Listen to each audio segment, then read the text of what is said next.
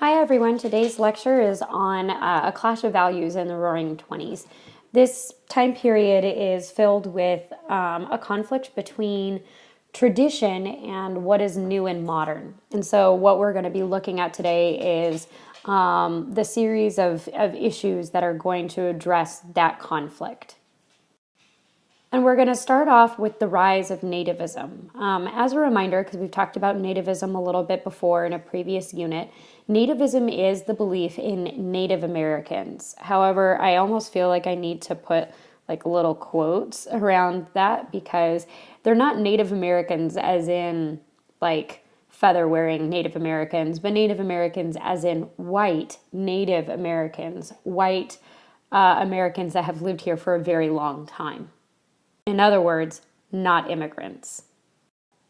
As we discussed last unit, the ending of World War I is going to cause a lot of problems because there is such high levels of immigration of people from South and Eastern Europe, these new immigrants, as they're going to be called. There's a lot of fear about the influence of these people because many of them are communists, socialists, and anarchists. And thus, we are afraid that those things are going to interfere with American democracy. And so there's this kind of overall fear of outsiders. And if we remember, this is called xenophobia. And we're going to be at this time trying to deal with these immigrants coming in with the creation of the FBI led by J. Edgar Hoover. And also we're going to have a series of raids known as the Palmer raids in which they are going to try and root out some of those people that are, in their eyes, ruining America or threatening America's democracy. And this reaction is a little bit surprising considering that prior to World War I, the United States was actually very welcoming to outsiders, was very open to immigrants. Now, that was largely because we were looking for cheap labor sources, but you can see in this political cartoon titled Welcome to All that Uncle Sam, pictured right here to the left at the Ark of Refuge, is welcoming all of these immigrants. And the sign here says no oppressive taxes, no expensive kings, no compulsory military service. So that means that coming to America, you're going to have a much better life. But as we can see in this political cartoon that comes in after World War I, America's position has very distinctly changed. On the pole here, it says United States of America, admittance free, walk in, welcome.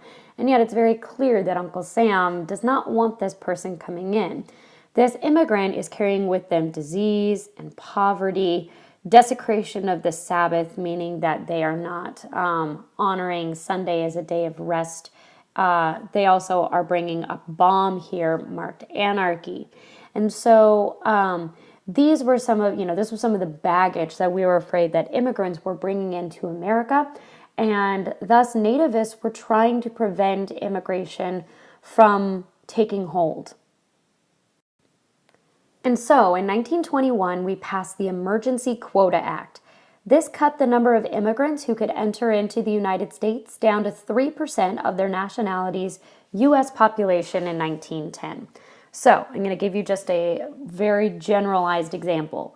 Let's say that on the 1910 census, there were 100 people from Great Britain that came in, and only, let's say, let's say there were 1,000 coming from Greece. That would mean that under the Emergency Quota Act, that the number of immigrants being able to come into America each year from these countries for Great Britain would only be 3, and for Greece would be 30.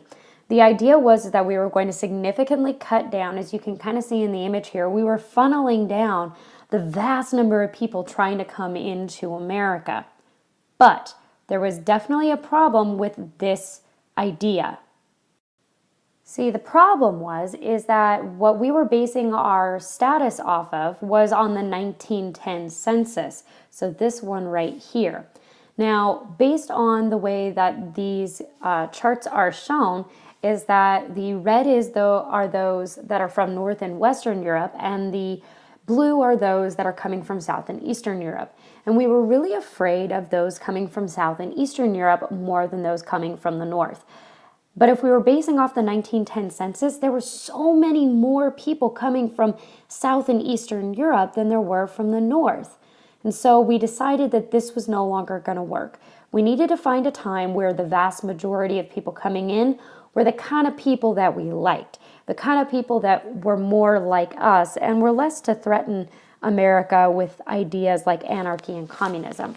And so that is going to bring us to the 1890 census. And we use the 1890 census as the base for the National Origins Act of 1924. So this is just a couple of years after the previous one was made. This restricted immigration down to 2% of the population from the 1890 census. And this was supposed to be a permanent policy. This also is going to restrict it down to a much smaller level. Notice that it's now down to 2% rather than 3% of immigrants being allowed into the United States.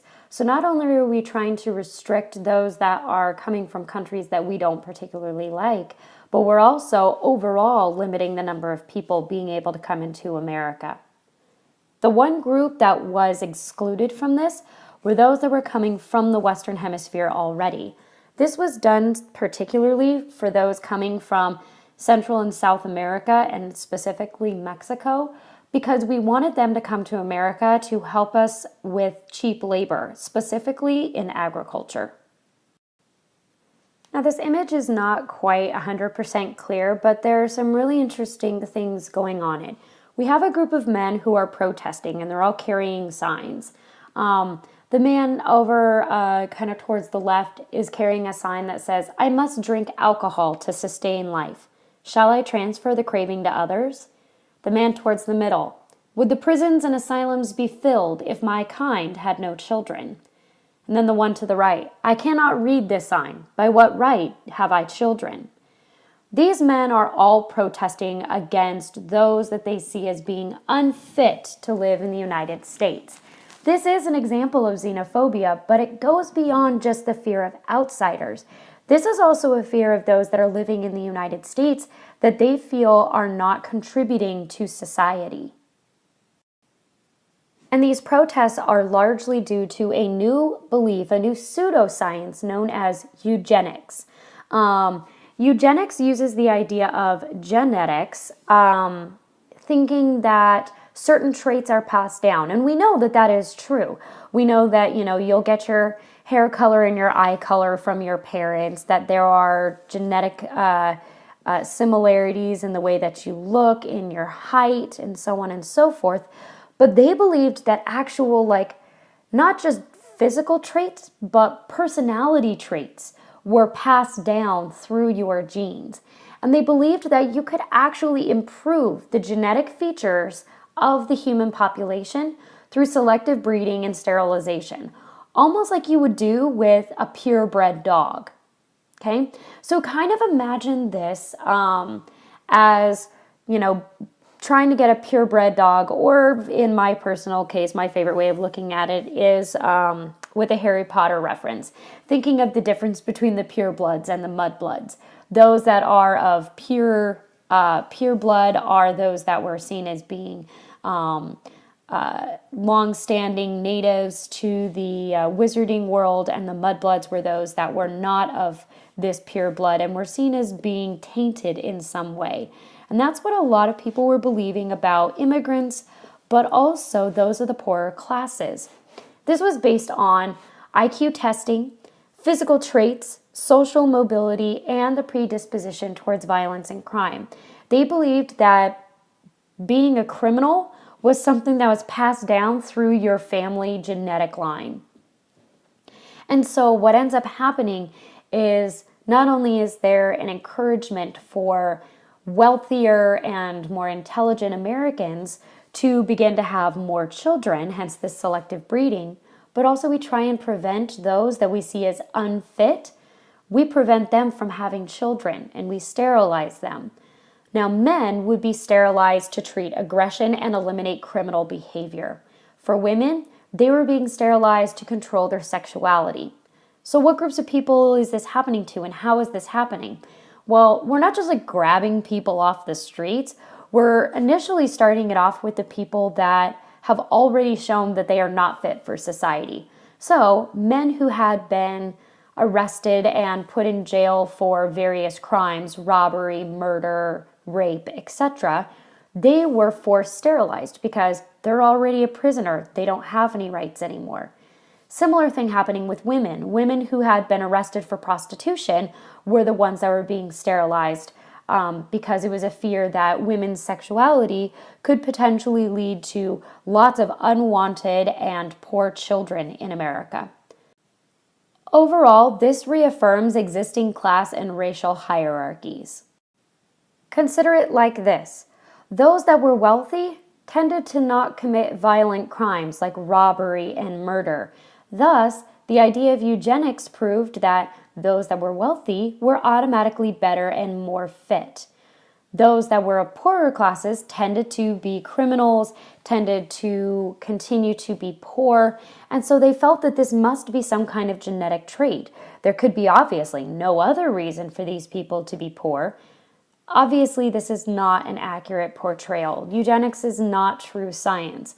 What was really going on was that the wealthy were able to stay wealthy because of economic and political systems of the time, and the poor remained poor because of those same economic and political systems, those systems that made it difficult for those of the lower classes to get the education that they needed, to be able to start jobs, to be able to start businesses, and to be able to get control within the political system. But regardless, 31 different states in the United States created compulsory sterilization laws.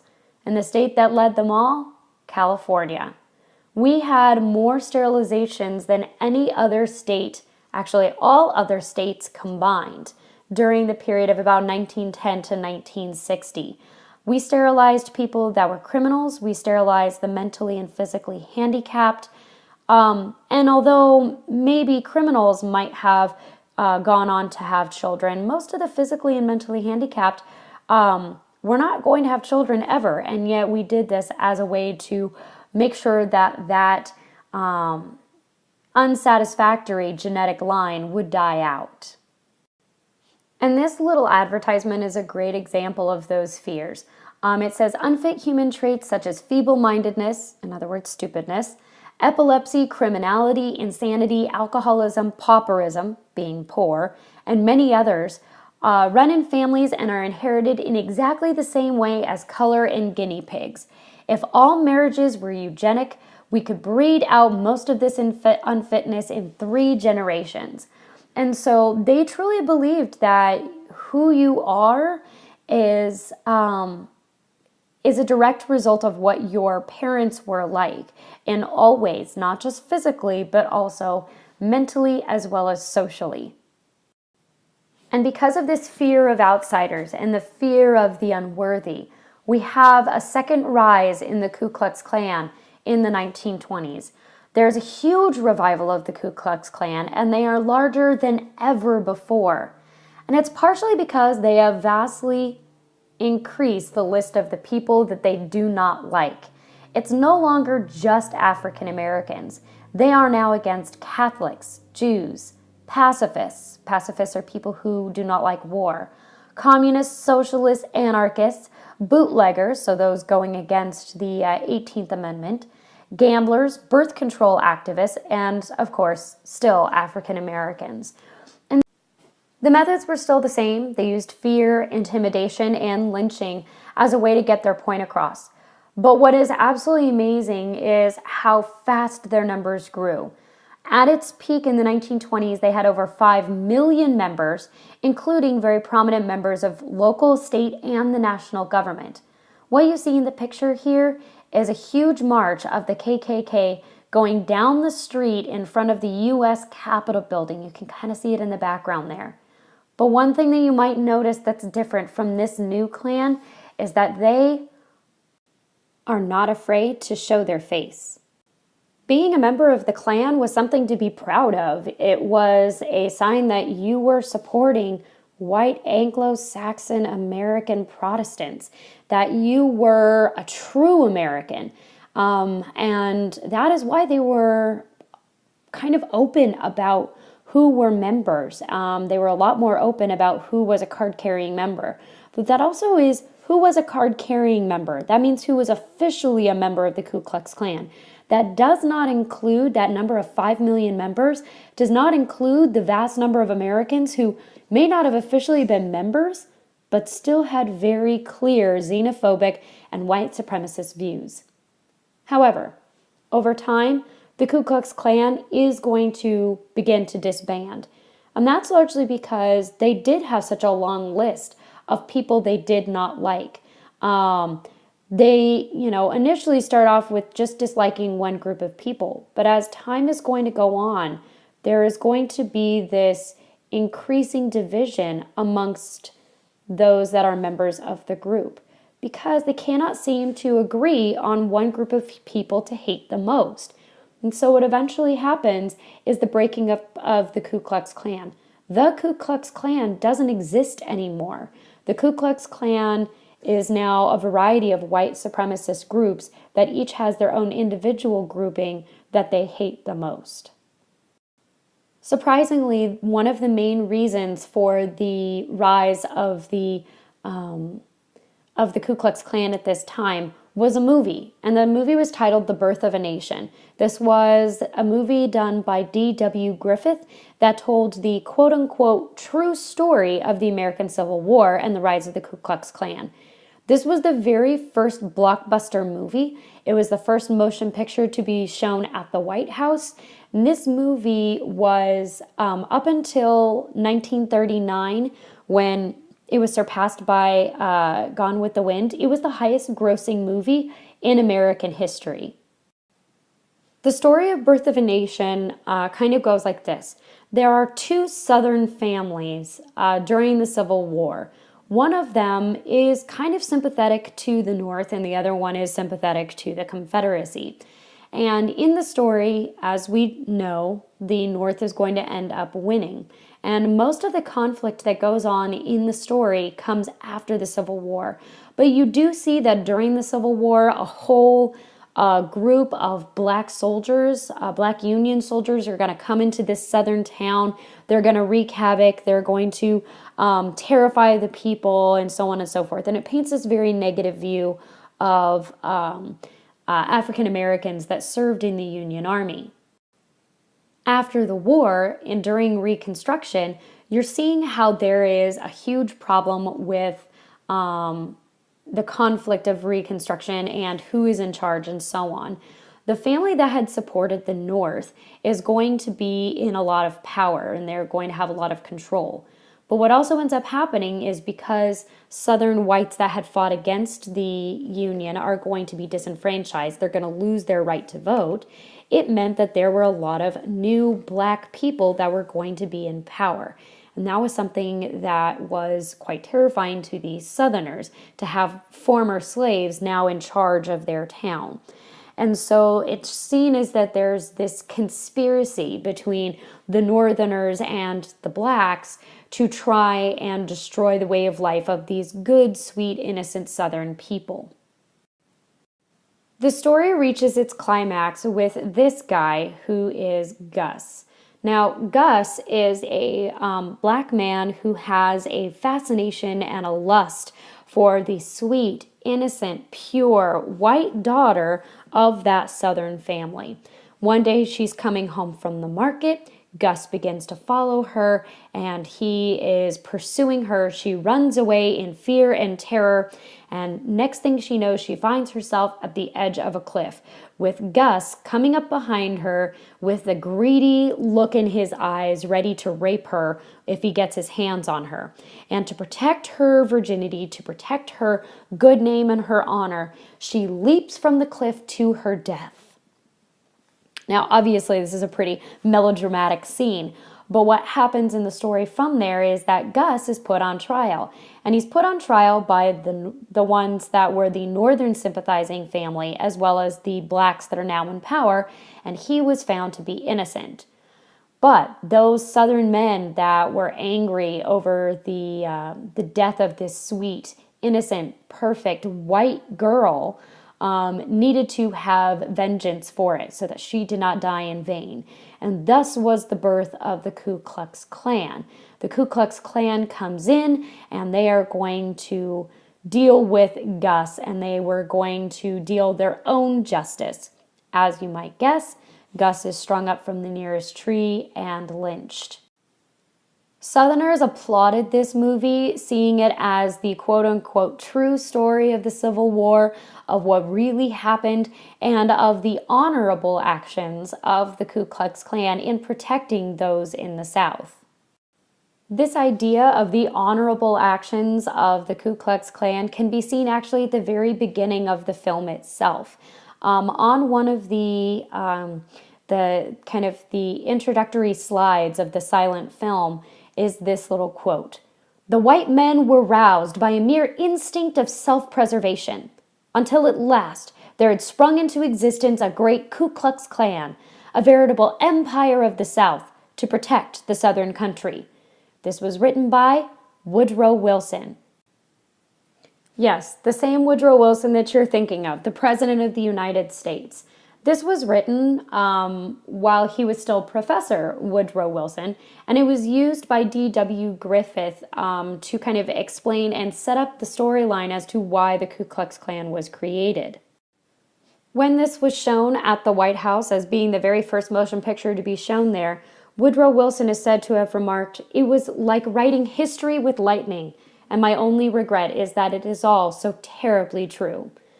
Now, by today's standards, we know that this story is not true, that it is pure propaganda by the South in order to make themselves look better for their violent actions through the Ku Klux Klan and their anger over the loss of the Civil War. But for many generations, this was taken to be absolute accurate information about the Civil War and how it happened. So we're going to quickly look at some of the specific conflicts that we are going to have over the traditional and more modern parts of American life. And we start off with the fundamentalist movement. Fundamentalism is the belief that the Bible is literally true and without error. So, for example, in the book of Genesis, where it says that the heavens and the earth were created in 7 days, it is a literal 7 days, as in, like, you can mark it on your calendar day by day by day. It's 24 hours, just as we have today. So, fundamentalism grew in popularity because of the fear that America was losing its traditional values, that we were having so much change in America. There was all of these immigrants coming in, and there was this fear of outsiders and so on and so forth, that we needed to get back to the core of what the Bible was all about. One of the things that they were really concerned about was the growing popularity of the work of Charles Darwin. Charles Darwin's theory of evolution was becoming kind of the common accepted version as to how mankind got to be here today. And that is in direct conflict with creationism, which believes that, according to the Bible, God created Adam and Eve, of which all men and women are the descendants of. And so this conflict between the traditional and the modern is going to be where the fundamentalist movement is going to take off, that they are going to see this modern idea of Darwinism being the kind of sole cause of the downfall of American society, that it's because we believe that we rose from apes and not from God's grand design as to why we are failing as a society.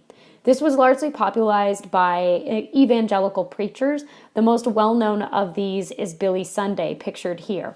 Billy Sunday had actually been a professional baseball player. He was already extremely well-known because of that. He already had a wide following because of his time as a professional baseball player. When he became a preacher, though, he grew to extreme popularity because of his, as you can kind of see, over-the-top theatrical way of preaching. And the fundamentalist movement is going to come into its most prominent conflict in the Scopes trial. The man you see here with the fancy little hat is John Scopes. He was a high school science teacher, and he was arrested for teaching evolution in that public high school. And this was in violation of the Butler Act in Tennessee. The Butler Act was a law that had been passed that said that it was illegal to teach evolution in a publicly funded high school or a publicly funded school. Now, John Scopes had actually volunteered to be arrested. He actually volunteered from an ad that he saw in an ACLU newsletter to test out Tennessee's Butler Act. So he knew what he was getting himself into. He taught about evolution. Kids go home, tell their parents, hey, what'd you do today? Hey, my teacher told us we come from monkeys. And parents start calling the school in these huge numbers. He ends up getting arrested, and it goes to trial. Now, the thing is that this is going on in a no-name podunk town in Tennessee. Nobody has ever heard of this place before, and yet, overnight, this becomes an internationally watched case. John Scopes is going to be defended by this guy right here, Clarence Darrow, who was one of the best prosecutors, one of the best defense attorneys of the time. And the man that was going to be for the prosecution, those that were saying that he was guilty, is going to be our old friend, William Jennings Bryan. If you remember him, he is the guy who did the Cross of Gold speech during the populist movement. He's the guy who is going to be at the forefront of the prohibition movement, trying to stop America from drinking. And so these two men are some of the most prominent people in America, and they are going to come and be the lawyers for this case. That automatically is going to bring a lot of attention. And attention it gets. Almost overnight, this tiny little podunk town in Tennessee is going to be overrun with journalists and photographers and just onlookers, people who are interested in knowing what's going to go down with this particular case. It's a huge way of showing the conflict between tradition and modernity. At the very end of it, John Scopes was found guilty. He was ordered to pay a fine, which actually he didn't end up having to pay. The ACLU ended up getting it, having an appeal, and it was overturned. But still, it showed that there was this very clear problem between kind of the way things used to be and the way things are quickly changing and becoming. Now, this would also be the last major event for William Jennings Bryan. For shortly after this, case, he was going to pass away. As we've briefly mentioned in other lessons, as well as earlier in this lesson, America is going to have prohibition during this period of time. Prohibition had actually gained steam during World War I for a few reasons. One, beer tended to be associated with Germans, and the Germans were who we were fighting in World War I. Intoxicating liquors, heavy liquors, hard liquors, were going to be associated with heavy drinking immigrants. And the problem of alcoholism was something that women had been fighting for many, many, many years, all the way since the temperance movement, which we studied back in our very first unit of study. So it's going to be becoming more and more popular of an idea throughout the 1920s. It was much more a popular idea in the rural areas than it was in the cities, but it still would end up becoming a constitutional amendment, which means that it doesn't matter where you live, what state you're in, everybody has to follow it. The 18th Amendment says that America is going to prohibit the manufacture, the distribution, and the sale of alcohol in the United States. Now, that basically says that you're not allowed to do this. But the 18th Amendment by itself really has no method of enforcement. And so they had to pass the Volstead Act. Now, the Volstead Act gave the government the ability to actually enforce prohibition, allowing them to make arrests for those that were making alcohol without the government's permission, or trying to distribute it, or selling it when they weren't supposed to. And they made over 540,000 arrests. However, overall, the number of people who were breaking the prohibition law was a lot higher. So this was a very small number of people, percentage-wise, that were actually being caught and arrested for breaking the prohibition law. And this whole thing was called the Great Experiment. It was America's experiment and our way of trying to show the world that we were morally upstanding, that we would be able to get rid of alcohol and become a better nation for it. Now, quick little side note. The 18th Amendment is going to be the amendment that creates prohibition. Obviously, alcohol is no longer prohibited in the United States. We're going to actually have to create a second amendment to cancel this one out, because the only way to get rid of an amendment is with another amendment. Now, this was not done on purpose, but man, is it just so convenient for us as historians. The 18th Amendment is the amendment that eliminates alcohol from the United States. The one that is going to allow it back in is the 21st Amendment. And so the way that I always tend to think about this is when you turn 18, you have a lot of privileges. You can do a lot of things. You can go buy a lottery ticket. You can register to vote. You can do all kinds of neat things. What's the one thing that you can't do? Buy alcohol. What can you do when you turn 21? Buy alcohol. It's a silly way to remember it, but it is very convenient. Which brings us to our last particular situation, and this one is probably the best example of our xenophobia and also our ideas on eugenics at the time. This is the trial of Nicola Sacco and Bartolomeo Vanzetti. These are two Italian immigrants to the United States, and they are also anarchists. Now, what happened was there was a robbery murder that occurred in just outside of Boston, Massachusetts. And the payroll master, the man who basically picks up the money from the bank to go pay all of the employees, he and the officer guarding him were both shot and killed right after they had picked up the payroll. The money was then stolen, and a group of men were seen escaping in a car. And the police would eventually track down these two men, Sacco and Vanzetti, and they would be put on trial for this crime. While the initial case did not last all that long, there would be a series of appeals that would go on, dragging this particular case out for about 10 years. Now, the two men were going to be found guilty of this crime, and they would be executed by electric chair as their sentence. The case drew worldwide attention, and over the 10 years, worldwide feelings started to grow very much in favor of Sacco and Vanzetti. The idea that these two men had been singled out largely because they were immigrants, largely because they were radicals, and not necessarily because they had actually been involved in the crime.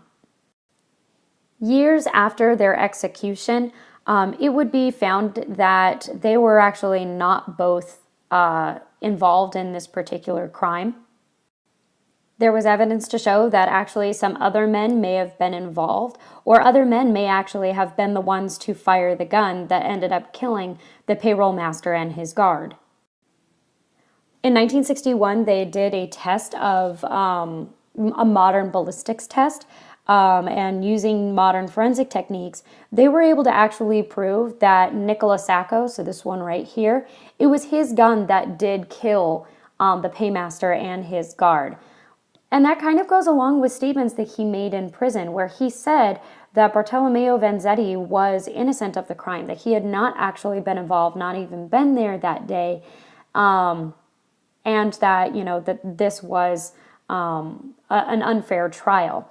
Now, what we see in modern time is that this was very much an example of the fears of the era, that there are fears of outsiders, there are fears of infiltration by anarchists and communists. And America is deeply afraid of the negative impacts of these people coming into our country and bringing in these supposedly dangerous ideas. Overall, this time frame is a great example of what happens when modernization happens too fast, when it seems that the American society is unable to keep up with how fast that the world around them is changing. It makes us fearful. It makes us afraid of what the future will hold. And for some of us, it leads us to hold on very tightly to ideas that are dangerous or ideas that are discriminatory against groups of people. It also can lead us, though, to exploration of new ideas and openness to new ways of life. And that's going to be what we focus on for our next class.